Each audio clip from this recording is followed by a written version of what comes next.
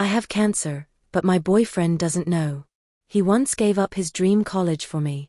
Yet, at the scene of a car accident, he also abandoned me while I was injured, rushing nervously toward another woman.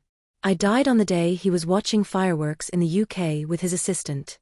The day I found out I had a tumor growing in my brain was the same day Matthew proposed to me. My mind was a mess, and for a split second, I suspected he knew everything.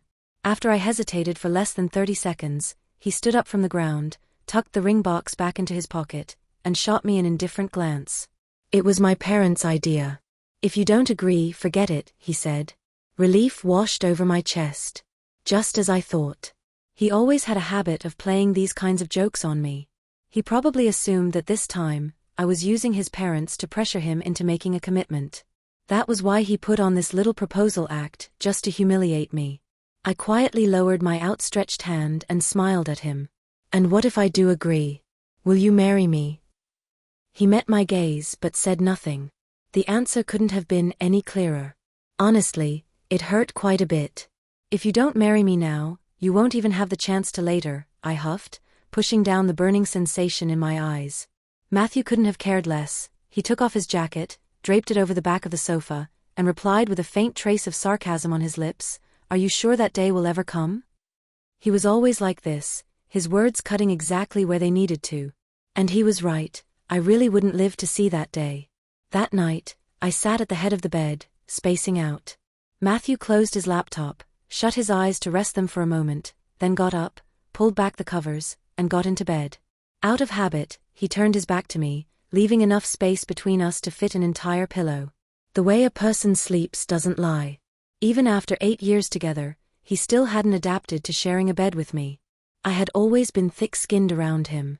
Even if he didn't like it, I would sneak over after he fell asleep, press myself tightly against his back, and wrap my arms around his waist. Even our first time together was something I had shamelessly begged for. I was 20 years old at the time. I vaguely remember that it was pouring rain that day. Heavy raindrops battered the window panes, and the air was cold and damp. I took off my jacket and slowly walked toward him, throwing my arms around him. He just stood there, completely motionless. Through his shirt, I realized for the first time how lean and narrow his waist was. Unlike me, his body temperature always ran high. I was trembling all over with shame, thinking to myself that if he rejected me, I might actually want to die. I tilted my head up and forced my brightest smile at him, but tears were already blurring my vision. God, I was so terrified of what he might say, that I was pathetic, that I was disgusting, that I needed to get out. Ultimately, I was just a naive girl with a lot of reckless courage but absolutely no ability to handle the consequences. He stared down at me coldly, looking as if he was about to push me away at any second. With shaking hands, I reached up to unbutton his shirt, my legs trembling so badly they could barely hold me up. "What are you doing?" he asked. I stammered, completely unable to form a coherent word. He leaned down and kissed me, tasting the bitter salt of my tears. "You don't even know how to do this. Idiot," he murmured. That was when I caught the faint smell of alcohol on his breath. His girlfriend had just fallen for someone else, and he was in a bad place. I took advantage of his vulnerability, and from that night on, he was stuck with someone he couldn't shake off. Lying there in the pitch black, I stared at the faint shadows cast on the ceiling. Maybe when you're nearing the end of your life, your mind actually finds a strange kind of peace. The man I had wasted my youth desperately chasing, the relationship that had torn my heart to shreds, none of it felt as important anymore as simply waking up to see tomorrow's sunrise. When I woke up the next morning, the morning light streaming through the window fell across my face, leaving me feeling a little disoriented. My doctor had mentioned that the tumor might be pressing against my optic nerve. These days, it always took my eyes a moment to properly focus on anything. Matthew was leaning against the headboard, reading a financial magazine. In the past, whenever we slept in on weekends, I would cling to him like an octopus, making sure at least an arm or a leg was draped over him. It was just a subconscious physical reaction. Matthew glanced down. "You're awake." I gave him a small smile. "Morning." His eyes flicked toward my shoulder, his tone unreadable. "You actually slept on your own side of the bed last night." I just kept smiling. Suddenly, he frowned. "What kind of nonsense were you mumbling in your sleep just now?" I reached up and touched my face. It was wet. Had I been crying? Worried he might press the issue, I propped myself up and looked at him seriously. I dreamt that I went to Norway. I saw the snow and the northern lights. I really, really want to go. Can we?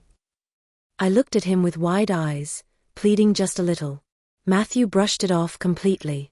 I don't have the time. I opened my mouth, then slowly let out a smile. All right then. Perhaps my reaction was too subdued, because he ended up tilting his head to look at me for a moment before casually adding, maybe next March. I can't clear my schedule this year. I nodded. Next March. I should still be able to make it by then. The truth was, I had actually been dreaming about a 12-year-old Matthew. He didn't used to be like this. He used to be such a good older brother. I had always been a notoriously picky eater, turning my nose up at almost everything. Terrified of getting yelled at by the adults, I would pass my leftovers to him, and he would eat them without a single complaint. Unlike now, where he wouldn't even touch a glass of water if I had taken a sip from it. Whenever I got bullied at school, kids pulling my hair or scribbling all over my notebooks, he was always the first one to step up. He would beat up those awful boys for me, explain things to the teachers, and give me his own brand new notebooks. I was incredibly introverted as a kid and came from a single-parent household.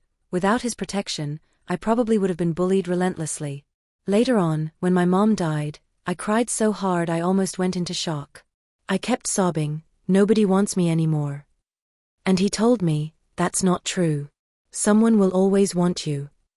I kept repeating my words, and he kept repeating his. I sat on the floor and cried the entire night, and he stayed up with me, fighting through a terrible toothache just to comfort me. By the next morning, the entire side of his face was swollen. Then years later, I told him I had feelings for him, threw off my clothes, and threw myself at him. His face had been completely cold. He called me pathetic. On Monday, Matthew left his backup phone at home, so I rushed over to his office to drop it off. On the way there, a call came through. I glanced at the caller ID, it was saved simply as 11. How incredibly intimate. For all these years, he had never called me anything but my full name. Haven. Just Haven. When my mom gave me that name, she probably hoped I would become someone's safe harbor, or maybe she just wanted me to always have a safe haven of my own. It was a shame that I had developed brain cancer before I even turned 30, completely failing to live up to her hopes. Then again, my family clearly had a genetic predisposition for tumors. My mom, my aunt, and my great-grandmother had all died of cancer, and they had all been very young when they passed. When I arrived at the company, Iris intercepted me, her tone distant yet perfectly polite. "The general manager is currently in a meeting. Please wait a moment." Iris had been his classmate in college, and after graduation, she became his assistant. She handled everything for Matthew, big or small. The two of them spent far more time together every day than Matthew and I ever did. What really bothered me was the fact that they had dated back in college. Even though it hadn't lasted long, it remained a persistent thorn in my side. Everyone in our shared social circle thought I was completely unreasonable and dramatic when it came to him, aggressively guarding him like a dog with a bone and refusing to let any other women get close. Yet I never even dared to suggest firing Iris. I could still remember with crystal clarity just how unwilling he had been to break up with her. Matthew had been utterly devastated back then, glaring at me with a coldness I had never seen before. "Is using my parents to pressure me the only trick you have?" he had asked. His voice was hoarse, and I could have sworn I saw the glint of tears in his eyes. Did he really love her that much? I had stood there, frozen, for a very long time. He was naturally a closed-off person. I had never seen him care about anyone so deeply. In the past, I probably would have acted out of spite, stubbornly waiting until his meeting was over, just so I could intentionally flaunt our relationship right in front of Iris. But this time, I simply handed the backup phone to Iris and asked her to give it to him after his meeting. With a brief nod in her direction, I turned around and walked out. A flicker of genuine surprise crossed Iris's face. After Matthew's parents retired, they moved back into their old house out in the suburbs. I drove out to visit them every single month. But Matthew never wanted to go. "My parents have always liked you more than me anyway," he said casually, his eyes scanning a contract. "It's enough if you just go." My mother got pregnant out of wedlock, and I never knew who my father was. Matthew's mother and my mom had been best friends since they were young, and after my mother passed away, they were the ones who took me in and raised me. I was incredibly grateful to them, so I always went out of my way to be as well behaved as possible. You could even say I was desperately trying to please them. Pleasing his mother, pleasing his father, pleasing Matthew. The strained relationship between Matthew and his parents was, in large part, because of me. He didn't realize that, at the end of the day, I was just a dependent living under someone else's roof. Back then, his parents had forbidden him from dating Iris because they discovered she was being kept by a married man. Photographic evidence was laid right in front of Matthew, but he didn't care. Iris had her reasons, he insisted. Disappointed, his mother looked over at me and said, "Rather than letting you go out and find someone with a shady past, you might as well be with Haven. At least she's a clean, decent girl." Matthew offered a faint, bitter smile. "If you like her so much, you can marry her yourselves." Pulling myself out of the memory, I tried to coax him. "They'd be so much happier if we went together." His tone remained flat. "As long as you're all happy." I gave up. I watched him for a moment before getting up and grabbing my bag. "There's food in the kitchen. Make sure you eat." He didn't even lift his head. "All right. Drive safe." It was a 3-hour drive to the old house. I was good with my words, and it only took a few sentences to have his parents laughing brightly. I helped his mother turn the soil in the vegetable garden, scattered some carrot seeds, and set up the trellises for the pea shoots. Covered in sweat, I unwittingly laid my head down on the stone table in the garden and fell asleep. By the time I woke up, it was already dusk. His father's jacket was draped over my shoulders, and my arms were covered in mosquito bites. The sunset was burning as fiercely as fire, radiating a gentle warmth. After dinner, it was time for me to leave. His mother asked me to take good care of Matthew. I promised I would. His father chimed in, "Make sure you take care of yourself too. You're looking a little pale and haggard." Sometimes, it's the most casual words of care that bring tears to your eyes. Swallowing the lump in my throat, I forced a smile. "I'll stop staying up so late from now on." During the drive back, I realized that I probably wouldn't be able to drive alone anymore. The headaches were hitting me far too frequently. Cole was my attending physician. He suggested that I be hospitalized for treatment, warning me that the frequency of my headaches would likely increase in the later stages, and that some patients even developed continuous seizures. I shook my head. If it ever gets to that point, I'll probably just end it myself. You know me, I have absolutely zero tolerance for suffering. He furrowed his brows and stared at me for a moment before finally letting out a heavy sigh. Because I was too afraid to drive, he gave me a ride home. On the way there, Cole glanced at me through the rear-view mirror. He still doesn't know? He, of course, obviously referred to Matthew. I let out a soft hum of agreement. I haven't figured out how to tell him yet. Cole fell silent for a moment. I can't even begin to imagine how he's going to react. I actually laughed out loud at that. He'll probably just be counting his blessings that he's got the rest of his life back. The biggest regret of Matthew's entire life was probably sleeping with me during our sophomore year of college. Otherwise, he wouldn't have ended up in a position where both I and his parents relentlessly hounded him into taking responsibility for me. Cole shot me a sideways glance and shook his head. Back then, I lied and told him that you'd agreed to be with me after getting drunk. I just happened to have the clothes you wore the night before draped over my arm, so he assumed something had happened between us. He was absolutely furious. I replied, he was only mad because his parents were forcing him to break up with Iris. Cole clicked his tongue. Whatever you say. The sky was gradually growing dark. As we drove past a basketball court next to a park, I saw a group of young guys sweating it out on the asphalt, practically radiating youthful energy. I stared at them, completely transfixed for a moment. Pull over, I told Cole. I don't want to go back just yet. You know how to play, right? I want to watch you. Me? Cole hesitated. I haven't touched a basketball in years. But after I relentlessly badgered him, he finally rolled up his sleeves and braced himself to step onto the court. With his long arms and long legs, he managed to hold his own and didn't drag his team down, even though he looked a little rusty at first. When he sank a beautiful three-pointer, I couldn't help but let out a scream of excitement.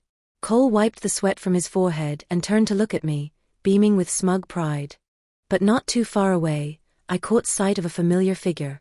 He was dressed in a dress shirt and slacks, his sleeves rolled up to his elbows. He was staring blankly toward the basketball court, his face entirely devoid of expression. I knew that on the outside of his arm, there was a long, jagged scar.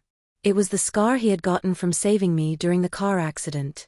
It had been an 8-inch gash, accompanied by a severe bone fracture that required steel pins to fix. Ever since then, the nerve damage had limited the mobility in his fingers, meaning he could no longer play baseball or basketball, the sports he used to love so much. He couldn't even hold a glass of water steady anymore. That same hand had once shielded me from a deadly piece of rock that had smashed right through the windshield.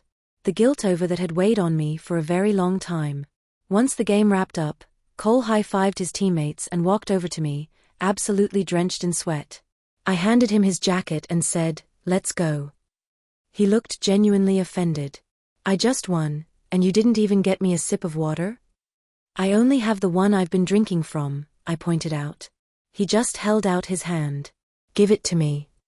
I glanced around, but Matthew had disappeared at some point without me noticing. Feeling a little sheepish, I told Cole, "Come on, let's go buy you some water." By the time I finally got home, Matthew had already washed up and was lying in bed in his pajamas. I took a shower, climbed into bed, and he turned off the lights. We didn't exchange a single word the entire night. The next day, our planned weekend date suddenly had an unexpected third wheel. The company is negotiating a new project, so I brought Iris along to look at potential locations, Matthew explained mildly. I didn't say anything to that. We walked together for a while. Iris seemed to have caught a cold, she couldn't stop coughing. Matthew frowned. "Why didn't you tell me you were sick?" Iris offered a weak smile. "I've had this cold for a few days now. I thought I'd be fine after taking some medicine, but being out in the wind just made it worse again." Matthew took off his jacket and handed it to her. Iris pulled the jacket tightly around herself. "Thank you." It was a severely overcast day, and the wind was howling without any sign of letting up, biting at my cheeks until they stung. Matthew found a coffee shop for us, but because it was the lunch rush, it was packed. The only available seats were right by the entrance. He had Iris take the seat against the wall so she would be out of the draft. The freezing wind must have gotten to me, because my head started throbbing with a dull ache again. A cold sweat broke out all over my body, and my legs suddenly buckled beneath me. Out of pure instinct, I grabbed onto Matthew's arm. He looked down at me, his eyes narrowing. "Are you sick too?" There wasn't an ounce of actual concern in his voice. If anything, it sounded almost like a sneer. I fought to steady myself and finally let go of his arm. "I didn't eat much for breakfast. My blood sugar is just a little low." He didn't say a word. "I'm going to the restroom," I told him. He responded with a dismissive hum. I turned around and took a deep breath. My head was pounding so aggressively that I could barely think straight. Suddenly, a hot trickle of liquid started dripping from my nose. A few customers walking past me stared in alarm. I had a nosebleed. I hurriedly clamped my hand over my nose and mouth, ducked my head down, and rushed toward the bathroom. Once I was safely locked inside a bathroom stall, I dialed Cole's number to ask him what to do. The phone rang and rang, but he didn't pick up. A sudden violent wave of nausea surged in my chest, and I doubled over the toilet, vomiting until I felt like my world was spinning. The stomach acid burned my throat raw. Ironically, once I was done throwing up, my head didn't hurt nearly as much. I leaned back against the stall wall and stayed there for a long time, just trying to catch my breath. I splashed some cold water onto my forehead, washed my face, and then slipped out through the coffee shop's side door. By the time I made it back to the table, Iris was caught in a brutal coughing fit, and Matthew was gently patting her back to soothe her. My eyes suddenly burned. It was probably just jealousy. I walked over and set a bottle of cough syrup and a box of Mucinex down in front of her. I ran to the pharmacy and asked the pharmacist. They said this will clear up a cough much faster. Looking a little stunned, Iris took the medicine. "Thank you, Haven." Matthew's gaze remained entirely fixed on her, he didn't spare me a single glance. "You look really pale," Iris noted softly. Surprisingly, she was the only one who noticed that something was wrong with me. Only then did Matthew finally look my way, his eyes evaluating me with a critical squint. I forced a smile. My stomach is just feeling a little upset. He responded coolly. Let's finish our snacks and head back early then. I nodded. Once we were back in the car, Cole finally returned my call. Sorry about that. The director called me in, and I didn't have my phone on me. What's wrong? Did something happen? I glanced over at Matthew in the driver's seat and spoke quietly into the receiver. My stomach was just hurting earlier, so I wanted to ask what medicine I should take. But it's fine now. I feel much better. Cole went quiet for half a second. All right. We'll talk when you get back. I couldn't help but let the corners of my mouth turn up in a small smile. He had always been so incredibly sharp. Matthew turned his head to look at Iris. I'll take you to the hospital to get checked out. Maybe they can give you an 4 drip. Iris hesitated for a moment before agreeing. Matthew then glanced at me through the rear-view mirror. What about you? Do you need to get checked out too? I shook my head. Just drop me off here. I can grab a cab back home myself. He didn't even react. Suit yourself. I turned my gaze out the window to watch the scenery roll by. Sometimes, I honestly couldn't help but wonder if Matthew would regret treating me like this if he knew I was dying. But then I'd quickly snap out of it. It really didn't have anything to do with him, did it? I was the one who was choosing to hide it from him. A few minutes later, Matthew dropped me off at an intersection. Iris gave me an apologetic look. The car drove away quickly. I stood there on the corner for a while before finally flagging down a taxi. I didn't go home. I stopped by a convenience store, bought a few cans of beer, walked over to a nearby waterfront area, and sat down to drink them as the wind blew past me. I wasn't intentionally trying to torture my body or anything. I only drank half a can and just held the rest in my hands. Because I was getting so cold, I even bought a shawl from a small roadside shop and wrapped myself up in it. Cole had asked me once why I wouldn't tell my family about my illness. Before my mom died, I was the one taking care of her. The way she looked in her final days, so emaciated, her veins so shriveled that they couldn't even get an 4 needle in, was terrifying. That had become my most enduring memory of her. Whenever I thought about it, it weighed on my heart like a dark, heavy storm cloud. Whenever the memories surfaced in the dead of night, that sheer, absolute despair of watching a loved one be tortured by illness felt utterly inescapable. My death didn't have to be like that. Rather than forcing them to stay by my side through completely pointless treatments, watching me slowly waste away into an unbearable, pathetic state, it was better to let them remember me exactly as I was, healthy, beautiful, and alive. After I was gone, Cole could just tell them that I had passed away with dignity, that medical technology was highly advanced now, and that I hadn't suffered at all. I sat there all alone for a very long time, eventually pulling my knees up to my chest and dozing off. Before I knew it, the sky had grown almost completely dark. When I finally checked my phone, I saw a ton of missed calls. I just picked one at random and dialed the number back. Matthew sounded absolutely furious when he answered, like he wanted to bite my head off. I've called you a dozen times. Why haven't you been picking up? I was stunned for a moment before my brain finally caught up. I had a sudden sinking feeling that I had completely messed something up. What's wrong? Did something happen? He fell completely silent. His breathing was heavy over the line, as if he was desperately trying to keep his temper in check. Where are you? I looked around to check my surroundings. Harlow Pier. Stay right there, he demanded. I'm coming to pick you up. I pulled my shawl tighter around myself and dutifully waited for him right where I was. Matthew arrived much faster than I expected. The moment he parked the car, he practically sprinted over to me, his eyes quickly darting over my body as if he were scanning me for injuries. Once he realized I was perfectly fine, he finally managed to calm down. What are you doing out here? He asked. I opened my mouth to answer, but instead, I let out a massive sneeze. His expression darkened immediately. He stripped off his jacket and wrapped it tightly around me. Honestly, I didn't want it. After all, that very same jacket had been draped over Iris's shoulders just a few hours earlier. I could even catch the faint, lingering scent of Iris's perfume clinging to the fabric. As I trailed behind him toward the car, I quietly slipped the jacket off my shoulders. Matthew pulled the car door open, then suddenly turned back to look at me. He frowned. What are you doing? Iris wore this, I murmured quietly. She had worn it. I didn't want it. If that made me sound petty and difficult, then so be it. I was dying anyway. I really didn't need to play the role of the perfectly understanding girlfriend anymore, did I? Who cares? He snatched the jacket back and firmly wrapped it around me again, though the deep crease between his brows actually smoothed out. Even if she wore it, you still have to put it on. Are you trying to make yourself even sicker than you already are? Once we were inside the car, he blasted the heat. It's too hot, I complained. You deserve it, he shot back. Ever since the car accident, Matthew had become an incredibly cautious driver. A quick 3-mile trip took him well over 10 minutes. Right as we walked through the front door, he suddenly grabbed my hand, leaned in, and sniffed the alcohol on my breath. How much did you drink? Just 1 can. He obviously didn't believe me. I tried to explain myself, but the moment I opened my mouth, I just let out a rapid-fire string of sneezes instead.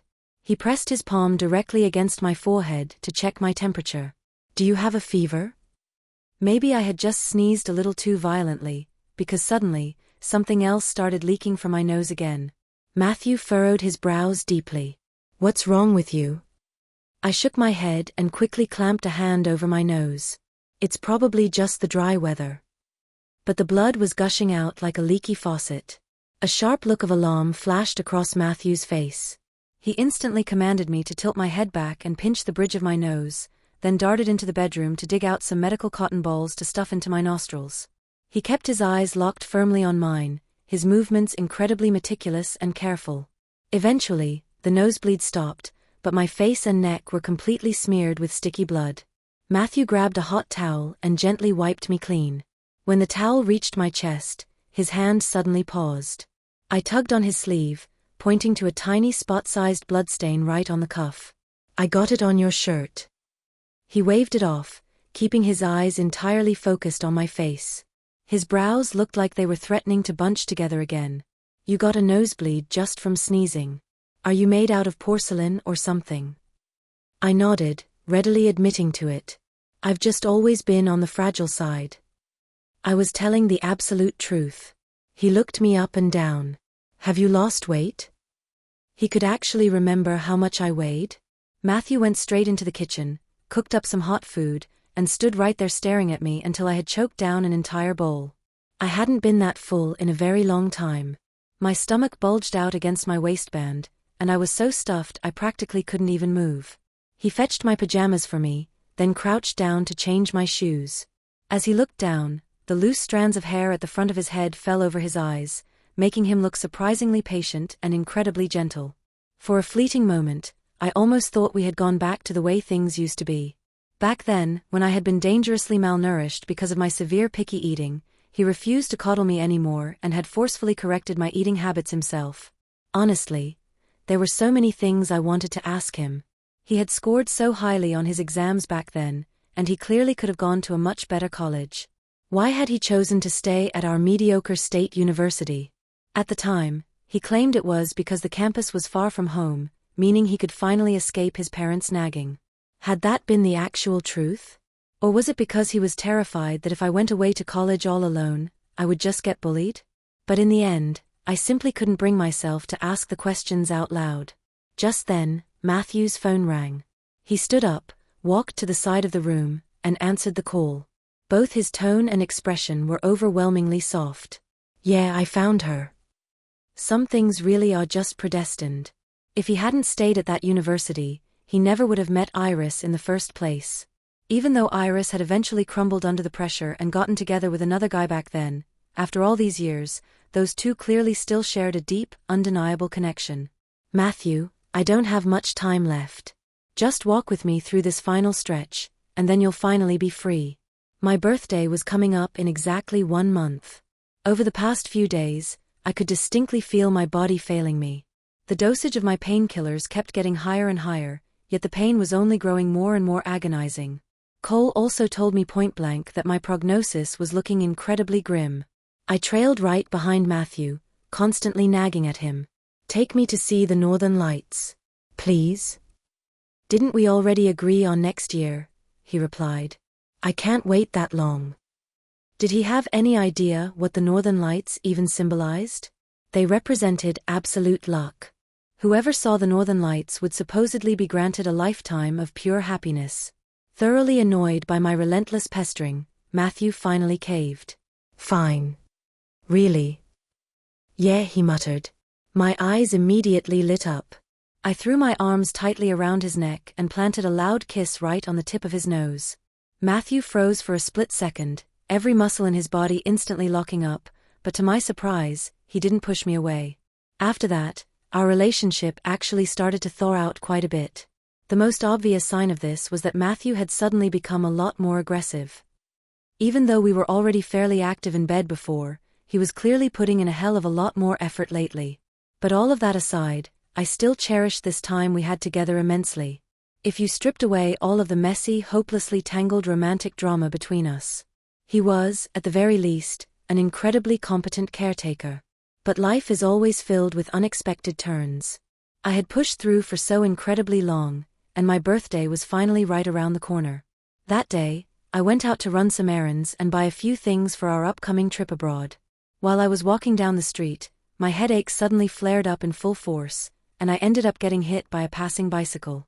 I curled up tightly on the ground, my face completely drained of color. The cyclist was absolutely terrified and immediately pulled out his phone to call an ambulance for me. I managed to stop him, and instead, I dialed Cole's number. Cole was supposed to be off work today. He rushed over incredibly fast. Finding me twitching on the pavement in agony, he carefully scooped me up from the ground, laid me in the back of his car, and immediately administered a sedative. As I slowly started to recover my senses, I actually still had the energy to joke with him. "When I die, I'm definitely leaving half of my estate to you. You're way better at this than my actual boyfriend." Even while frantically tending to me, he still managed to find the time to shoot me a withering glare. "Who wants your inheritance? Then what do you want instead?" I asked. "I don't exactly have anything else worth giving." He actually stopped to think about it for a second. "Cook me a meal." If I'm being completely honest, the only reason I ever tried to pursue you back then was because your cooking was just too damn good. "Oh," I said. I had been cooking for Matthew for years now, and he had certainly never fallen in love with me because of it. Cole and I swung by the market to pick up some groceries. Filled with genuine gratitude, I decided to pull out all the stops and show off my true culinary skills. Cole was originally just leaning casually against the kitchen door frame, leisurely watching me work, but I aggressively roped him in to act as my sous chef. I was right in the middle of cooking when Matthew called me. "What's going on?" "Someone told me they saw you get hit by a bike on the street today." I was taken aback for a second. I really hadn't expected him to find out about that. "It was just a tiny accident. I'm totally fine." He took a deep, audible breath. "Where are you right now?" At that exact moment, Cole handed me the freshly prepped shrimp. I pulled out all the veins and took off the heads. If I had known it was going to be this much of a hassle, I would have just bought pre-peeled shrimp. The second Matthew heard another man's voice on the line, he fell dead silent. Having no other choice, I explained, "Cole helped me out earlier, so I'm over at his place cooking dinner for him to say thank you." "Then I suppose you're perfectly fine," Matthew stated in a dangerously low voice, right before he abruptly hung up the phone. Cole and I exchanged a long look. He just shrugged helplessly. Later that night, Matthew came home incredibly late. I practically skipped over to him in pure joy, handing him a mug of warm milk. "What day are we flying out to Norway? I want to go ahead and book the tickets." Matthew looked up at me. He didn't take the milk from my hands, nor did he say a single word. Suspended in that heavy, suffocating silence, I suddenly felt a horrible premonition wash over me. "Sure enough." He lowered his gaze to the floor. "I'm sorry. The company just took over a highly complex project in the UK, and it absolutely requires my personal supervision on site. From the time we break ground until completion, it's going to take at least 6 months." My fingers subconsciously clamped down hard around the warm mug. If this had been any other time in the past, I absolutely would have understood. Work came first, a man's career had to take priority. I had always understood that logic perfectly well. I knew I could be incredibly willful and stubborn. But when it came to his actual work and serious business, I had never once stood in his way or interfered. "Couldn't you push it back just a little bit?" We wouldn't even need to stay in Norway for that many days, I stammered, sounding utterly lost, my voice laced with a desperate kind of pleading. Perhaps genuinely surprised by how stubbornly I was clinging to this, he shot me a sharp look. We will go next year. And when we do, you can stay for as long as you want. After a very long pause, I just let out a hollow sound of agreement. But there wasn't going to be any opportunity for that. Perhaps he was actually feeling a little bit guilty about it, because once we were in bed, and I had turned my back to him, Matthew wrapped his arms around me from behind, pressing a trail of soft, scattered kisses along my neck and shoulders. I didn't respond to him at all, but he didn't get angry. He just kept kissing me slowly, even taking the time to kiss my fingers one by one. It started off as a light, ticklish sensation, but his movements gradually grew more intense and almost aggressive. It was as if he was trying to proactively make up for the fact that we wouldn't be seeing each other for the next 5 months. The very next morning, he quickly packed a few bags of luggage, and Iris pulled the car right up to the front yard. Matthew said his goodbyes to me. I'll try to find some time to fly back and visit. With that said, he turned to leave. Are you really not going to give me a hug? I asked him. He hesitated for a fraction of a second, then leaned in close to me. Right at that moment, Iris poked her head out of the car window. We really need to go. Matthew's movements instantly halted. But of course they did. He had never liked acting intimate with me whenever there were other people around. He gave me one last look. Wait for me to come back. And with that, he turned around and walked straight toward Iris. Out of pure habit, I started counting in my head. 1 step, 2 steps, 3 steps, 10 steps. He never once looked back. In the past, I had always desperately clung to the hope that he would turn around and look back at me. Even just a single glance would have been enough. At least it would have proven that it was hard for him to leave me. But tragically, this time was absolutely no exception. I slept for a long time. By the time I woke up again, it was already the early hours of the morning. The night was as cold as water, and the entire city had fallen dead silent. Matthew had sent me a message to let me know he was safe, telling me he had already arrived in the UK. I didn't reply. Unable to fall back asleep, I sat on the bed with my knees pulled up to my chest. Honestly, it was fine this way. I hadn't wanted him to find out about my illness in the first place. Now that he had gone abroad, he wouldn't even know when I died. In my groggy half-awake state, my mind drifted back to a lot of things from the past. When I was little, my health had been terrible. I was prone to allergies and suffered from severe rhinitis. Whenever it was my turn to stay after school and clean the classroom, he would always come and do it for me. When I slipped and fell in the snow during the winter, he slipped his own gloves onto my hands and carried me home on his back. When I had a fever and my throat hurt so badly I couldn't swallow a thing, and there were no adults at home, he was the one who made soup, blowing on every single spoonful to cool it down before feeding it to me. And then there was the car accident. If he hadn't shielded me with his own body, I probably would have died right then and there. Every single time he treated me poorly, I would let it cancel out one of the kind things he had done for me in the past. Day after day, year after year, counting every single instance, those moments of kindness were chipped away, only to pile back up all over again. I still loved him so much. Because some memories required a dozen moments of cruelty just to erase. And there were so many beautiful things he had done for me that could never truly be erased. Barefoot, I wandered into Matthew's study. He rarely allowed me to go in there. Tucked away in a dusty corner of the bookshelf, I found a thick sketchbook. That's right, Matthew used to love drawing. Amidst various pencil sketches, I flipped to a single line of text. I know it's pitiful that Haven doesn't have a mom, but I still don't like her. The handwriting was slightly childish. Matthew had written it when he was just a little boy. I hesitated for a second, then kept turning the pages. Ever since she came to live with us, Mom and Dad only have eyes for her. Whenever we ride in the car, Mom always holds her in her arms because she gets carsick. She hates all the foods I like to eat, so Mom and Dad only cook the things she likes. Even when I got sick, no one noticed. A suffocating tightness gripped my chest. So, after I showed up, his parents had actually neglected him that much. He had only been a little kid back then. Why should he have been expected to be magnanimous when some random, unrelated girl appeared out of nowhere and completely stole his parents' attention and love? The journal entries became more frequent as the pages went on. She found a stray kitten in the rain, but it didn't survive. She cried so hard she was hiccuping. I gave her a hug, and she instantly latched onto me. She rubbed her tears and snot all over my shirt. She was so gross.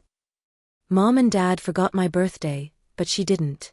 She even ran around telling my entire class, making the teacher and all the kids sing happy birthday to me. I didn't look up the entire time. It was so humiliating. I told her not to call me older brother, but she won't listen. I'm not her brother. If I'm her brother, does that mean I have to let her have her way with everything? That's what my parents say. Does she just call every guy her older brother? The book was mostly filled with drawings. He only wrote an entry when something truly important happened. Today, I heard her talking to the kitten's grave. She said, "If I'm not a good enough girl, I'm scared they'll send me away." At that moment, I actually felt pretty sad. My eyes started to sting. When I was little, I had desperately wanted to be a real family with him and his parents. My love for Matthew had been completely tangled up in that intense obsession. I just wanted a home so badly. But that didn't mean my love for him wasn't real. Matthew rarely kept a journal after he reached adulthood. Flipping to the very last page, there was only a single line: "She seemed to think I was drunk." Idiot. Guys can't even perform when they're drunk. The old pages were sticking together. Carefully peeling apart the second to last page, I found one more entry. "Iris is a lot like me. I see so many similarities in her, even down to the stains on our soles. Maybe I should ask her to be my girlfriend." I sat completely frozen for a moment. So in the end, he had realized that Iris was his true soulmate. As it turned out, the childhood I remembered was completely different from his. As it turned out, I had been nothing but a massive burden standing in his way. I picked up a pen and wrote a few simple words on the back cover of the sketchbook: "I'm so sorry." Another headache flared up. When the pain hit, my entire body ached in absolute agony. Were the painkillers completely useless now?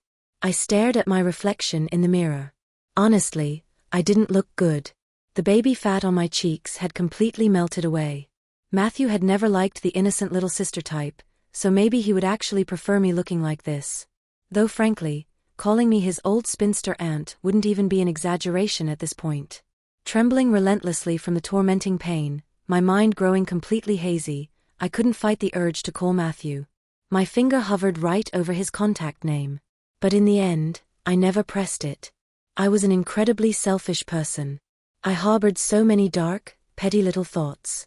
I had known full well that Matthew didn't love me, yet I still forced him to be with me, using a sense of duty to hold him hostage. This time, I decided to just let him go. On my birthday, Matthew called me over and over again. I just watched my phone screen light up, then go dark. Eventually, I answered it. "Why did it take you so long to pick up?" he asked, the background noise on his end sounding a bit chaotic. "I was asleep," I replied softly. "Did you eat some cake?" he asked. I nodded, even though he couldn't see me. "I did." "Did my parents celebrate with you?" How could I possibly let his parents see what I looked like now? So I had lied to them, claiming I had gone out traveling to see another side of the world and that I wouldn't be back for a very long time. "No," I lied with a light laugh. "I celebrated with a friend." He fell silent for a second. Cole. Cole really was the closest friend I still kept in touch with after all these years. Yeah. He bought the cake, but the annoying part is he got the age wrong and made me a year older. He even tried to justify it by saying I was born late in the year, so I might as well round up. He's so irritating sometimes. The truth was, I hadn't actually seen Cole in quite a while. Matthew just offered a flat hum in response. My stomach has been hurting constantly lately. My chest hurts too. It hurts so much I practically end up rolling around on the floor. I wanted to sound cute and whiny, but my voice was too hoarse, completely ruining the effect. "Can you please come back soon? I really want to see you." Have you ever heard the story of the boy who cried wolf? Once, when Matthew had been scheduled to go out of town on a business trip with Iris, I had desperately wanted to tag along.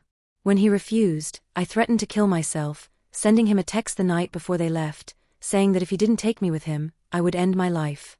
I had just been saying it out of spite, completely unaware that he would actually believe me. Matthew had rushed over in an absolute panic, only to find me sitting cross-legged on the floor, dramatically waving a dull butter knife over my wrist.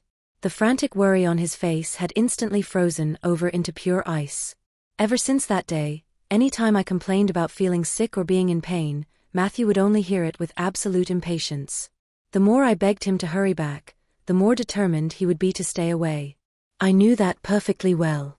Sure enough, he coldly dropped a "wait until the project is finished," before immediately hanging up the phone.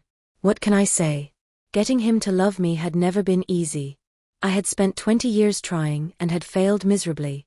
But making him hate me? I knew exactly how to do that. Maybe if he despised me, it would hurt him a little less when he finally heard the news of my death. Assuming he would even grieve for me at all. A month later, I was listening to live music at a small dive bar. Sitting at the table right next to mine was a group of Matthew's friends, both guys and girls. I had a baseball cap pulled down low over my eyes and was dressed entirely in black, huddled in a dark corner, so they didn't recognize me. Through their casual chatter, I caught my own name. As it turned out, Matthew wanted to break up with me. He had told them that this relationship had been dragging on for far too long, that we were both exhausted, and that he was completely sick and tired of the whole thing. I thought about it for a while, then went back to the house and started packing up all my things.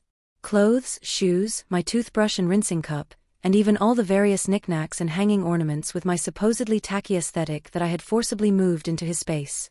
Big or small, I gathered every single thing that belonged to me. That way, when his new girlfriend eventually moved in, they wouldn't end up fighting over her finding traces of me left behind. I boxed all that clutter up, dragging most of it to the dump and selling the rest off to second-hand stores. Among those things were the wedding photos we had taken. We had shot them on a whim while our family was traveling out of town, and his parents even kept a copy. I used to treasure those photos more than anything, hanging the biggest one in the most prominent spot in the house. But obviously, I couldn't exactly sell that to a second-hand store, so I had no choice but to throw it in the trash. Before leaving, I took one last lingering look around the house. Perfect. There wasn't a single trace of me left. Oh wait. That wasn't entirely true. I did leave a giant brown stuffed bear sitting on the living room sofa. The whole reason I had bought it in the first place was because I thought it looked exactly like Matthew. I pinned a small note right onto its chest, giving this bear to Iris. Just how much did Matthew love Iris? Back then, the three of us had been riding in the same car. I was driving, Matthew was in the passenger seat, and Iris was sitting directly behind me. When that out-of-control cargo truck slammed into us, Matthew had shielded me from the flying rocks, but the crumpled frame of the car ended up trapping me completely. Both of my legs were pinned hard underneath the steering column, and shattered glass had sliced deep into my thighs, sending blood pouring everywhere. It was probably just my body's natural defense mechanism kicking in, but in that moment, I just felt entirely numb. I didn't even register the pain. Then from the back seat, came the sound of Iris moaning in agony. Completely ignoring his own freshly fractured arm, Matthew instantly scrambled out of the car, pulled her door open, and carefully carried her out to safety. Only after he made sure she was perfectly safe did he finally have the spare capacity to turn his attention back to me. When had Matthew come back to the country, and why hadn't anyone told me? Catching sight of him stepping out of a taxi at the entrance to my residential complex, all the color completely drained from my face. Panic absolutely overrode my senses. My only coherent thought was that I could not let him see what I looked like now. Perhaps sensing the weight of my stare, he suddenly turned his head to look in my direction, as if acting on pure intuition. I immediately whipped around and practically fled, picking up my pace in an incredibly undignified scramble. I had rented a tiny little room nearby. I had barely stepped through the front door and let out a sigh of relief when Matthew's name lit up my phone screen. He must have gone back to our house and realized I was completely gone. Forcing myself to steady my nerves, I finally answered the call. Hello? Matthew's voice came through the speaker, lined with a distinct chill. Where are you? I didn't answer. He repeated the question, this time with a heavy, oppressive edge. Where are you? My mind was a chaotic mess, so I just threw out the first random excuse I could think of. I went out of town to travel. He let out a dark, mocking laugh. You packed up every single one of your belongings just to go traveling? I thought the house had been robbed. What exactly are you playing at? I just wanted to move out and live on my own. I heard him take a slow, sharp breath. When he spoke again, the sheer displeasure in his voice was practically bleeding through the phone. I'm going to ask you one last time. Where are you? I thought about it for a second, tightened my grip on the phone, and said, let's break up. The line went dead silent. I hung up the phone. 2 nights later, I sneaked back to our old house in the dead of night. The giant stuffed bear I had left behind had been tossed out into the front yard. It had been soaked by the rain and was covered in filth. With a temper like his, there was absolutely no way he was going to tolerate being treated the way I had just treated him. I reached out and stroked the bear's ear, then picked it up and took it with me. Carrying it was incredibly exhausting, and I looked absolutely ridiculous lugging it around. Simply shoving it into the back seat of a taxi took an enormous amount of effort. I guess I still had a bit of a selfish streak. A part of me hoped that he and Iris might occasionally think of me in the future. Yet another part of me desperately hoped he would just dismiss me completely. If I died, and Matthew could never eat my cooking again, never hear my voice again, never have me buzzing around in front of him all day just to annoy him, do you think he would miss me? My weight had plummeted drastically. It felt like I wasn't too far off from that utterly pathetic, humiliating state Cole had warned me about. Euthanasia wasn't legal here, which was incredibly frustrating, but I didn't want to go through the torment of traveling to some strange, unfamiliar place to do it either. With my body in its current condition, I absolutely couldn't survive the brutal exhaustion of a long journey anyway. Cole had told me that if I really wanted to go somewhere to do it, he would take me. When he said it, his eyes had been filled with a deep, agonizing reluctance. I had just tilted my head and looked at him. Wouldn't that be far too cruel to you? To personally escort me to my death, he would absolutely suffer from nightmares for the rest of his life. After thinking about it for a very long time, I finally decided to jump into the ocean. The ocean was the one body of water Matthew universally despised. He liked winding creeks, he liked wide rivers, and he liked quiet, gentle lakes, but he absolutely hated the mysterious, terrifying vastness of the sea. He had always been such a boring person like that. But this was perfect. If I died in a place he already hated, it would save him a lot of trouble. That way, if the thought of me ever happened to cross his mind in the future, it wouldn't ruin a perfectly beautiful view for him. Even though Cole had aggressively refused it, I still left half of my estate to him in my will. Whether as a doctor or a friend, he had simply been far too good to me, and I had absolutely nothing else to offer him in return.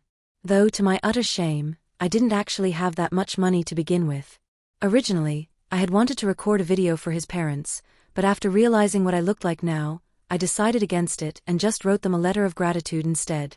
Ever since I was a little girl, I had desperately wanted to call them Mom and Dad, so I finally used those words in the letter. I just hoped they wouldn't find it completely out of line. The ocean breeze battered against me, howling mournfully in my ears. I pulled up Instagram on my phone and saw the photo Matthew had just posted. He and Iris were watching the fireworks together. I remembered Iris once mentioning that what she missed the most in the world were the fireworks from her childhood, because they carried the most innocent and beautiful wishes. Dozens of uniquely shaped fireworks were blooming violently in the night sky, their brilliant, dazzling colors bursting into a canopy of glittering stars before showering down like a steady rain of falling meteors. It looked exactly like life at its absolute most vibrant peak. I set my phone down on a rock, then threw myself straight into the crushing depths of the sea. Extra chapter Cole. When I, as her doctor and friend, finally notified Matthew of Haven's death, he merely furrowed his brow, refusing to believe a single word of it. Stop making jokes like that. Mr. Shaw, I am not joking, I replied evenly. I held out Haven's suicide note to him. This is the letter she left for your parents. Please pass it on to them. He didn't take the envelope. He didn't even lower his head to look at it. What kind of stunt is she trying to pull this time? I let out a cold, dark laugh in my head. Mr. Shaw, Haven's body has already been recovered by the police. You are welcome to go down there and confirm for yourself whether or not it's her. After delivering those exact words, I turned around and walked away. I didn't even bother sticking around to see the look on his face. It took a full 7 days after Haven's death for Matthew to actually fly back from abroad. His parents had realized they couldn't get in touch with Haven and had filed a missing persons report. The police had tracked me down through the clues she left behind, and I had explained the entire situation to them. Right around the same time, I received a scheduled email that Haven had set up before she died. She told me she was gone and told me not to miss her too much. Then she gave me the passcode to her rented room and asked me to pass the suicide note along to his parents for her. She also mentioned that she had written out an incredibly detailed recipe book specifically for me. If I ever started craving her cooking in the future, I could just learn how to make the dishes myself. She noted that her fridge was fully stocked with her homemade pickles, which would last me for a very long time. Because she had gone silent for so long, I had already known what was coming. She had died on such a startlingly ordinary day. She hadn't told a single soul, not even me. Back when I was studying in medical school, the cafeteria at her university served a truly excellent egg and cheese sandwich.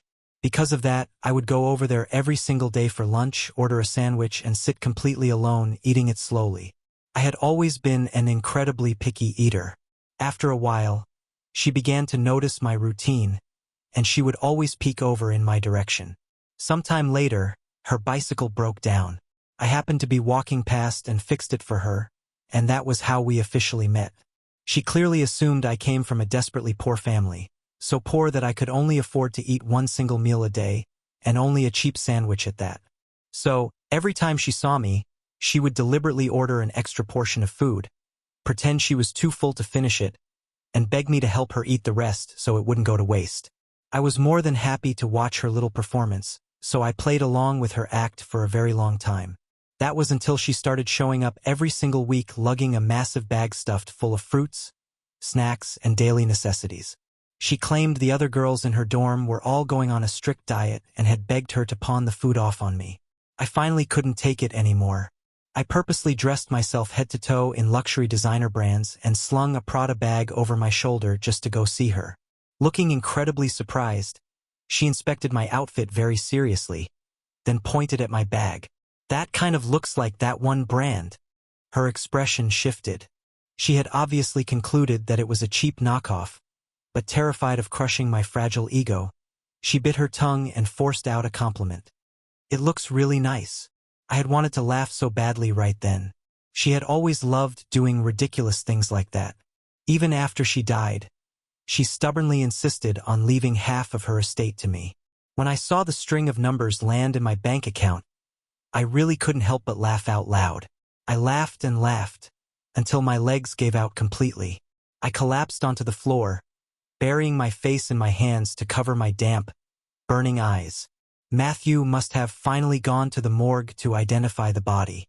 When he walked out, his fists were clenched so tightly his knuckles were white, and he looked completely delirious. "I am a doctor. I know exactly what a corpse looks like after it has been soaking in seawater." That sight was probably something that was going to haunt him for the rest of his natural life. The police handed the phone they had found resting on the rocks straight to Matthew. It still had a little bit of battery life left. The lock screen passcode had been incredibly easy to guess. It was the exact date that the stray kitten she had taken care of as a child had passed away, just like how almost all of her other passwords were her mother's birthday. That girl had been so fiercely, permanently loyal to the things she loved that it was completely beyond comprehension. Perhaps it was because she had lost her mother so early in life, but she always told me that a person had to cherish every single member of their family. That little kitten had been her family, and she had once told me that I was her family, too. What an absolute idiot.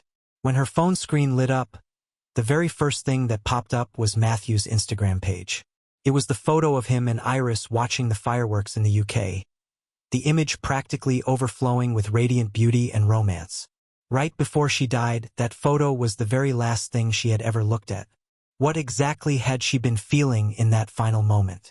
Matthew's face turned completely ashen. A few days later, Matthew suddenly sought me out. He demanded to know exactly when she had first discovered she was sick.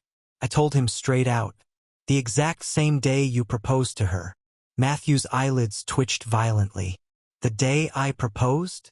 "That's right," I said, leaning back in my chair and studying him with a deeply probing stare. "But what was it you told her that day? That you didn't actually want to marry her, and that it was merely a demand forced on you by your parents?"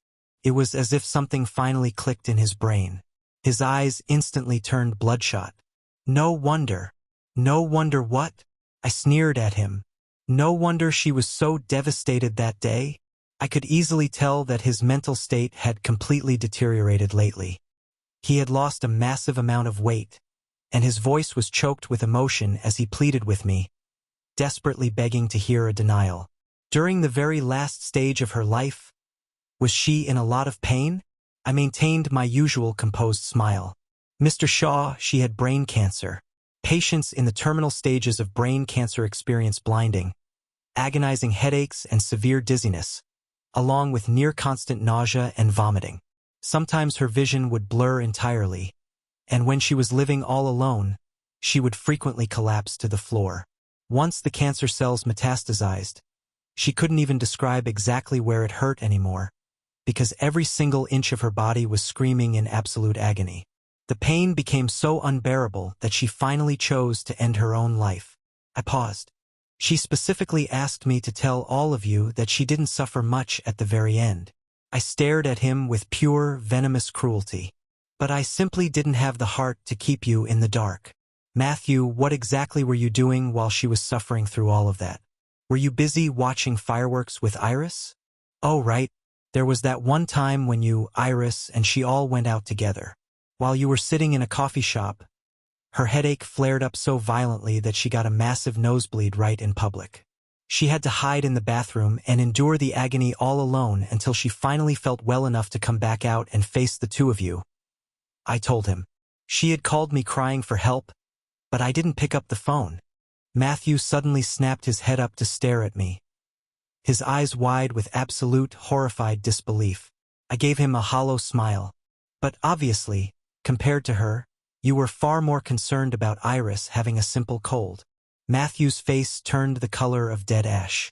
He sat there, completely paralyzed, unable to snap out of his stupor. A nurse knocked softly on my office door. "Dr. Cole, there's a patient's family here to see you." I walked right past Matthew and stepped out into the hallway. Standing just outside the door were Matthew's parents. His mother had cried until her eyes were swollen completely shut. She had to lean heavily against his father just to keep herself upright. "You were Haven's attending physician, and you were her friend. Can you please tell us? Did she really have cancer?" She reached a trembling hand out toward me, her voice shaking violently. "Why didn't she tell us anything?" I quickly reached out to support her arm. "I am so sorry for your loss." So during her final days, she had absolutely no one to stay by her side or take care of her. She just pushed through the agony all by herself, utterly alone. She must have been so incredibly miserable. As she spoke, the tears started streaming down her face all over again. I pulled out the exact cover story I had painstakingly prepared. "Please don't be too heartbroken. Medical technology is highly advanced now, and Haven didn't actually suffer much. She just didn't want to spend her final days relying on an endless stream of drugs and machines just to stay alive, which is why she ultimately chose to jump into the sea. For her, it was a release. She simply couldn't bear the thought of watching you grieve over her, which is why she chose not to tell you." His father stood there in a daze, his eyes completely bloodshot as he choked out, "Is that true?" I nodded firmly. "She specifically said she wanted the only image left in your memories to be of her looking completely healthy and beautiful." His mother murmured through her sobs. "Right until the very end, she was still worrying about my high blood pressure. She kept reminding me to take my medicine on time, to go in for my regular checkups, and she even said she was going to have his father strictly monitor me so I wouldn't drink any alcohol. Even on the exact day she left us, my sweet Haven still called just to check on me." She slumped down into a chair in the hallway, buried her face in her hands, and began to sob uncontrollably. And I didn't hear a single thing wrong with her voice. Matthew stood silently off to the side. He was the only one who actually knew the brutal, agonizing truth, which was exactly why his pain was so suffocating and utterly unbearable, just like mine. Extra chapter, Matthew. The first month after Haven died, I would often find myself forgetting that she was actually gone. Waking up in our familiar bed in the mornings, I would instinctively turn my head toward the pillow beside me, reaching out to push her leg off of my body. but my hand would grasp nothing but empty air. The space beside me was completely empty. She was gone. She was never coming back. I would lie there frozen for a long time, suddenly realizing that during her final days, she had rarely ever clung to me like that anymore. A week later, I gradually began to regain my sanity. I abandoned the project in the UK entirely. My parents were completely consumed by their grief over Haven's death, so I needed to stay behind to take care of them, commuting back and forth between the company and their house every single day. I locked up the house I had shared with Haven and listed it for sale. Truthfully, there was nothing to run away from. She had packed up the house until it was completely spotless, leaving absolutely nothing related to her behind. Right? She had left behind a stupid stuffed bear. The note pinned to it had said something about giving it to Iris. I remembered her once saying that I looked a lot like that bear. A deeply cynical thought crossed my mind. Was this her way of handing me over to Iris? Filled with an inexplicable surge of pure rage, I casually tossed the bear out into the front yard. One day, my mother suddenly said, "Let's go visit the place where Haven passed away." At the mere mention of her name, my mother's eyes instantly welled up with tears again. I keep dreaming about that stretch of the ocean. Maybe Haven just wants to see me. After she finished speaking, both she and my father turned to look at me. I placed some food into my mother's bowl. "I can have the driver take you." My mother stared at me. "Aren't you going to go see her?" "It's just the ocean. Besides, I've always had a phobia of the sea," I replied. My father nodded. When he was little, he wouldn't even dare to walk into an aquarium. "Forget it, we'll just go by ourselves." The news playing on the television suddenly shifted to a segment about breathtaking northern lights appearing over Canada. The night sky looked as if it had been injected with an unpredictable, shifting cascade of fluorescent green. I tore my gaze away, gathered up the dirty dishes, carried them over to the sink, and turned on the faucet. My mother brought back a single seashell from the beach and placed it on her nightstand. My father told me that my mother had been calling out Haven's name, and the waves had washed that specific shell right up to her feet. She fully believed it was a gift from Haven. Aside from that, life carried on exactly as normal. Iris coughed during a meeting. I looked up at her and flatly ordered, "Get out." Iris froze completely, and everyone else in the conference room stared at me in shock. Flustered, she quickly mumbled an apology, covered her mouth, and hurried out of the room. I withdrew my gaze and signaled the employee at the front to continue their presentation. Later, Iris was hiding in the break room wiping away tears. I walked over in complete silence, poured her a cup of coffee, and handed it to her. "Keep your emotions in check while you're at the office." Iris reached out and took the cup, looking incredibly disheveled. "Thank you." I was holding my own coffee and just about to leave when I suddenly heard her say, "I'm not crying because of what happened in the meeting." Her voice was thick and raspy. I just remembered the very last time I spoke to Haven. She bought me medicine and told me that if I took it, my cough would clear up faster. She must have been in so much pain back then too. "Do you know something? During that car accident, when Haven watched you pull me out of the car, her expression was so incredibly heartbreaking. It was the kind of deep, quiet devastation that only another woman could truly understand. I figured she must have misunderstood the situation.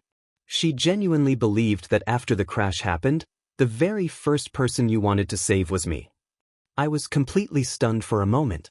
Back then, Haven's legs had been pinned beneath the steering column by the crumpled front end of the car. Her entire face had been drained of color. Iris had been groaning in agony in the back seat, so I had gotten out of the car to pull her out first. She had been terrified, subconsciously gripping my shirt tight. I offered her a few words of comfort, and only then did she finally snap out of her daze and let go of me. I asked a bystander standing on the side of the road to call the police and an ambulance for us. Then, I went to check on Haven's condition. She was wedged in incredibly tight. I had tried to recline the driver's seat entirely flat to create enough space for her to pull her legs out, but the seat adjustment mechanism was jammed. With no other options, all I could do was carefully pick the shattered glass out of her wounds while we waited for the rescue crews to arrive. She was normally someone who was absolutely terrified of pain, but right then she didn't make a single sound. She just kept staring fixedly at my fractured arm, insisting that she was fine, that she was perfectly fine. But later on, once she got to the hospital and saw Cole, her eyes turned bright red and she immediately started crying about how much it hurt. That was the exact moment I realized that, in her heart, I probably wasn't as trustworthy or reliable as Cole was. Iris lowered her voice. But I know the truth. The only reason you helped me out first was so you could recline your seat back and create enough space for her, right? I didn't answer her. That night, a notification popped up on my phone. Just how agonizing is it to commit suicide by jumping into the sea? Someone in the comments section had shared their own personal experience. They wrote about the instant regret halfway down, the desperate struggling, but knowing there was absolutely no turning back. They described the pure, unadulterated despair, the agonizing sensation of desperately trying to take a breath only to inhale seawater straight into the lungs, leaving the entire respiratory tract burning like absolute fire. I couldn't bring myself to finish reading it. After that day, I started suffering from crippling insomnia, staying awake through the entire night. Whenever I couldn't sleep, I would cook, scrub the house spotless, and meticulously iron every single piece of clothing until it was perfectly smooth. When my mother woke up early in the morning and saw the massive spread of food covering the table, she was completely stunned. She took a single bite, her eyes immediately turning red. "This tastes exactly like the way Haven used to make it." I picked up a piece of meat with my chopsticks and put it in my mouth. The painfully familiar taste exploded across my tongue, instantly triggering a massive wave of pure, devastating grief in my chest, as if I had suddenly unlocked a memory buried deep within my subconscious. Before all of this, I had never cooked a meal in my entire life. How was it possible that I could recreate her exact flavors? I suddenly realized that every single thing I was doing now were things Haven had done in the past. Every last one of these things had been her exact habits whenever she suffered from insomnia. A few days later, the real estate agent called to tell me that a client was interested in buying the house, asking me when I would be available to sign the contract. I drove back to our old house. Stripped completely bare of all her belongings, the interior felt incredibly vast and hollow. The childish, overly dramatic decorations were gone. The plush toys and throw pillows on the sofa were gone. The potted plants she had diligently cared for on the balcony had all been cleared away. Even the wedding photo we had taken while traveling was gone. The only things left behind were cold, minimalist pieces of furniture. I stood there completely paralyzed, suddenly seized by a desperate, overwhelming urge to find just one single trace proving she had lived here. But there was absolutely nothing. Not a single thread. Refusing to give up, I frantically tore through every single corner of the house, but every space was perfectly empty. What about that bear? I scrambled frantically toward the corner of the front yard, but that stuffed bear was long gone. The sanitation workers had probably just hauled it away as trash. The very last thing she had ever left for me, I had carelessly thrown it away. I went back inside, dug out all the clothes she had bought for me in the past, spread them out across the entire surface of the bed, and lay down right on top of them. I didn't even try to force myself to sleep, but I slipped out of consciousness almost immediately. I could faintly sense the feeling of incredibly soft breathing right next to my ear, as delicate and fleeting as a small kitten's. That sleep was the deepest and longest I had experienced in my entire life. The front door opened. I heard the distinct sound of footsteps. I jolted awake instantly, took massive strides out of the bedroom, and practically bolted down the stairs. The moment I laid eyes on the person standing there, my heart violently stuttered in my chest. It was just the real estate agent. He had a prospective buyer trailing right behind him. Seeing me there, he looked genuinely surprised but quickly smiled. "Mr. Shaw, you're here? Perfect timing. Why don't the two of you introduce yourselves?"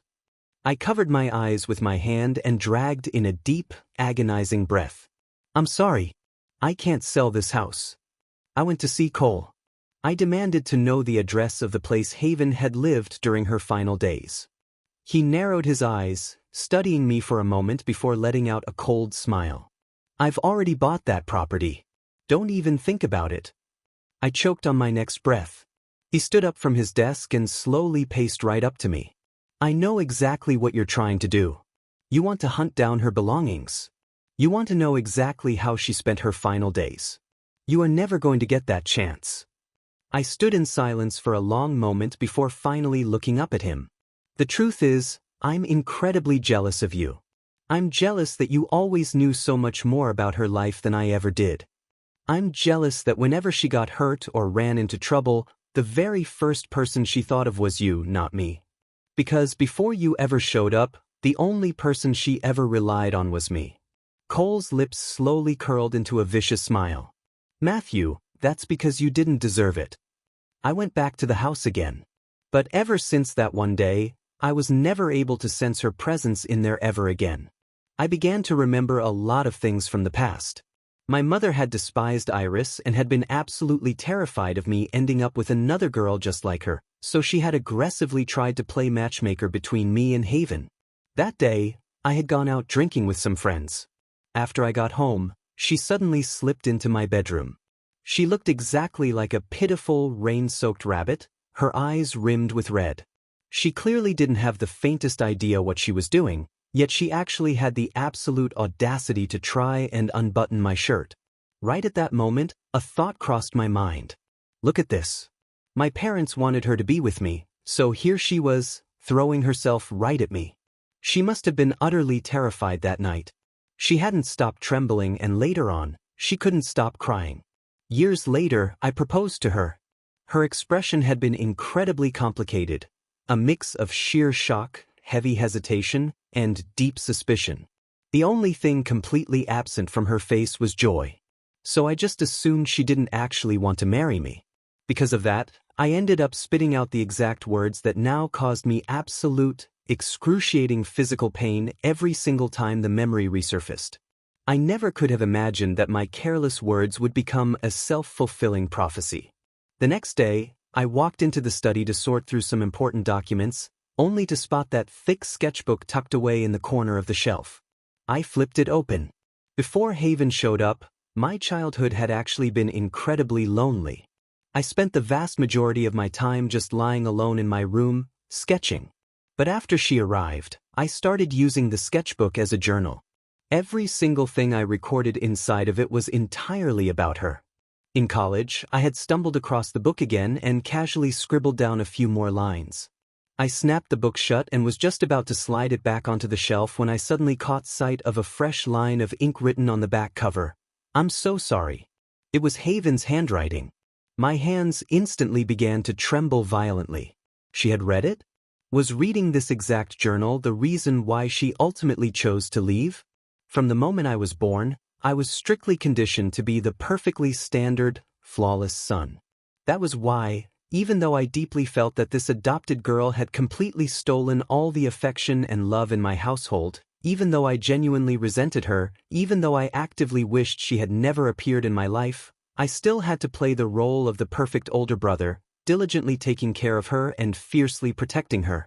My parents never allowed me to throw a temper tantrum, nor did they ever allow me to be selfish. When I was just a little kid, simply breaking a toy by accident would earn me a look of absolute, crushing disappointment from them. Later on, I met Iris, and I found a striking common ground within her. Her mother had always prioritized her younger brother above everything else. When her brother was diagnosed with leukemia and they couldn't afford the treatments, she willingly allowed herself to be kept by a married man, using the money he gave her to pay for her brother's medical bills. There was one time I caught her right after she finished a phone call with her family. The sheer second she hung up the phone, a look of pure disgust twisted her features, and she quietly muttered that it would be better if he just died. She whipped her head around and saw me standing there, looking utterly horrified but completely incapable of finding the words to explain herself. Later on, her brother actually did die. She was finally free, and she broke things off with that married man. But vicious rumors had already started spreading across campus. Photos of her walking in and out of hotels with that significantly older man were circulated absolutely everywhere. She desperately tried to explain that he was just a distant relative, but no one believed a word of it. With her terrible reputation, all it took was for her to stand slightly too close to a guy for a brand new scandal to erupt. This time around, I happened to be the male lead in her latest scandal. The exact moment my mother furiously began to lecture me about it, I suddenly felt completely and utterly exhausted by everything. Just so deeply, overwhelmingly exhausted. She yelled that she would much rather have me end up with Haven. I just laughed. If you like her so much, you can marry her yourselves. My mother slapped me hard across the face. Haven had been standing right behind me, desperately wanting to say something but far too terrified to actually speak. My parents live hours away. How else would they have found out about me and Iris?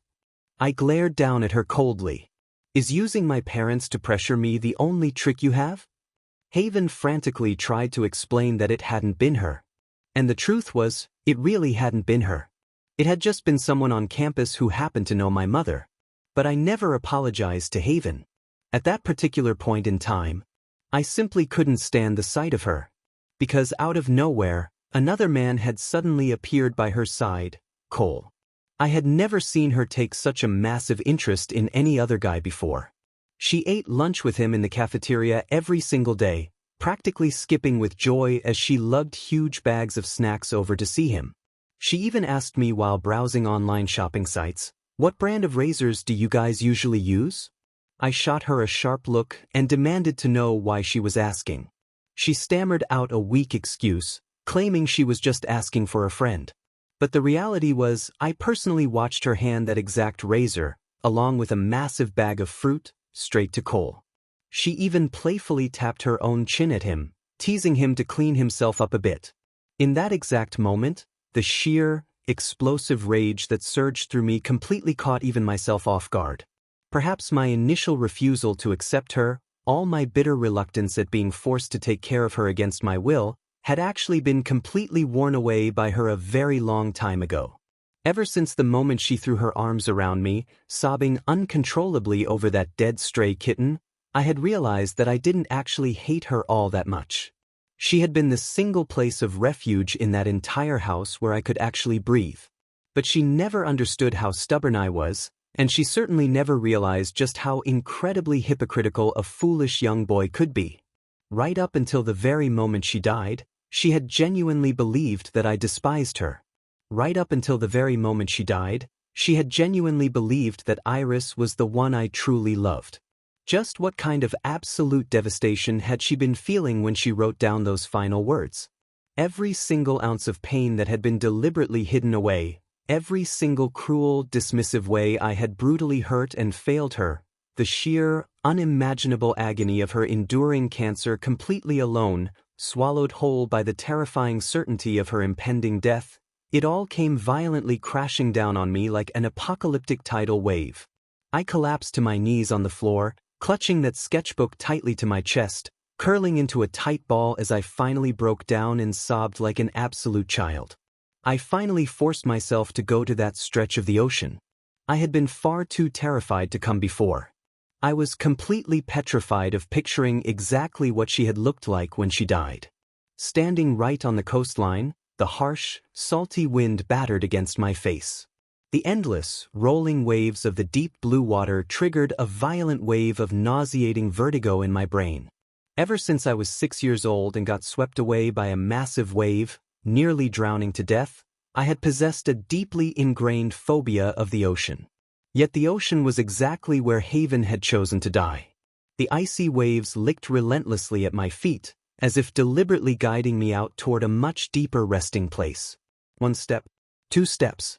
The very last image she had ever seen before taking her own life was the photo of the fireworks I had posted on Instagram. I had only posted it because I honestly thought the brilliant, dazzling explosions looked a little bit like the northern lights she had always desperately wanted to see. But I had never anticipated that Iris would leave a like on the post. And just like that, in Haven's mind, it instantly twisted into a romantic moment shared exclusively between me and Iris. Just as the dark surface of the water crept higher and higher around me, the sharp ringing of my phone violently yanked me back to reality. By the time I finally snapped out of my daze, the freezing seawater had already swallowed me all the way up to my waist. I pulled out my phone. It was my mother. I answered the call, tightly covering the mouthpiece to muffle the roaring sound of the wind and crashing waves. "What's wrong?" My mother's voice sounded incredibly exhausted. While I was sleeping, the seashell suddenly fell right onto the floor and woke me up in a panic. "I just had a sudden urge to call you. What time are you coming home? What do you want to eat for dinner tonight?" The seashell? I froze completely. She still had her most cherished family members left behind, and they desperately needed me to take care of them. "What is that noise in the background? Are you at the beach?" my mother asked, her voice laced with sudden confusion. "No," I replied, my voice coming out harsh and raspy. "I'm heading back right now." A few days later, I received a phone call from one of my friends, his voice sounding incredibly hesitant. "Matt, it's me. There's something I probably need to tell you. A while back, we were all hanging out at the bar, and I think we might have run into Haven. She had lost so much weight that she looked completely emaciated. I wasn't even brave enough to go over and confirm it was her. A bunch of us had way too much to drink, and we suddenly started gossiping about you. That one idiot completely spilled the drunken rant you went on back in the UK. He kept repeating all the stuff you said about being exhausted with Haven, about how sick and tired you were of being with her. Haven heard the whole thing. She looked absolutely devastated, and she practically ran out of there. Later, when I finally heard the news that she had died, I felt so incredibly guilty. I've been agonizing over it for days, but I finally decided I had to tell you exactly what happened that night. I hung up the phone and lowered my eyes to the floor. So that was the real reason she had finally decided to leave me. She was never, ever going to know that the entire reason I flew back to the country that day was to officially propose to her. I genuinely had been completely sick and tired. I was sick and tired of always hiding in the shadows, constantly drowning in endless waves of pathetic jealousy. I was utterly exhausted by the fact that we looked like a perfect couple on the outside while remaining completely disconnected on the inside, constantly draining the absolute life out of each other. I had wanted to ask her if she was finally willing to marry me, if she was willing to fly out to the UK with me and hold our wedding right there. But instead, I came home to find that she had packed up every single one of her belongings, right before she called to officially break up with me. I had always been entirely convinced that she was actually in love with Cole. Her deep friendship with Cole had remained rock solid for a full 10 years. If she hadn't been permanently tied to me, if she hadn't been burdened by her sense of obligation to my parents, those two probably would have gotten together a very long time ago. That was why, the exact second she demanded a breakup, I naturally assumed with absolute certainty that she was only leaving me so she could finally run off with Cole. It wasn't until this exact moment that I finally understood just how massive the mountain of pure disappointment she harbored toward me actually was. That time Iris caught a simple cold, I had immediately taken off my own jacket and draped it right over her shoulders. It wasn't that I didn't see the crushing heartbreak flare up in Haven's eyes, but I had deliberately chosen to completely ignore it. And I did it solely because the night before, I had caught her and Cole hanging out at the basketball court. Cole had sunk a single shot, and she had practically jumped for joy, cheering for him in pure excitement. In that moment, I had been completely consumed by an agonizing, petty jealousy. Thanks to my severe nerve damage, my hand was completely ruined, meaning I would never be able to play basketball ever again. Yet there she was, eagerly running out to cheer for another man on the court. So later, when her legs buckled and she desperately grabbed onto my arm for support, I had actually sneered and mocked her for it. When she was a little girl, she used to fake being sick and pretend she was in pain all the time, just to force me into caving to her demands. But I should have known better. Ever since that one time she faked a suicide attempt to trick me, she had never dared to joke about her physical health ever again. She became so terrified of my reaction that even when she was genuinely dying from a terminal illness, she still didn't dare to tell me the truth. While I was busy playing the devoted caretaker for Iris over a tiny cold, she was forced to hide away completely alone, violently enduring the absolute agony of brain cancer. Cole was entirely correct. I genuinely didn't deserve her. I wasn't even worthy of having the right to die alongside her. She absolutely must have hated me. Because in the final words she left behind for this world, She painstakingly made sure to take care of every single person in her life, yet she didn't leave a single, solitary word for me.